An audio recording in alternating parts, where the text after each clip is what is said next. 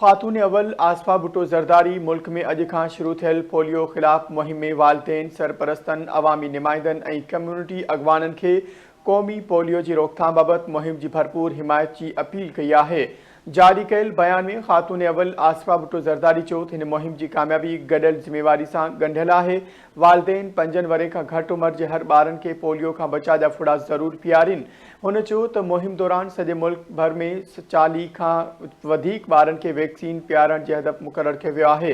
खातून अव्वल आसफा भुट्टो ज़रदारी चयो त सरहद पार वायरस जी मुंतक़िली रोकण लाइ हीअ मुहिम अफ़गानिस्तान जे दिसंबर वारे पोलियो मुहिम सां ॻंढियल आहे। हुन चयो पाकिस्तान में पहिरीं पोलियो ख़िलाफ़ मुहिम 1994 में संदन वालिदा जी क़यादत हेठि शुरू कई वई।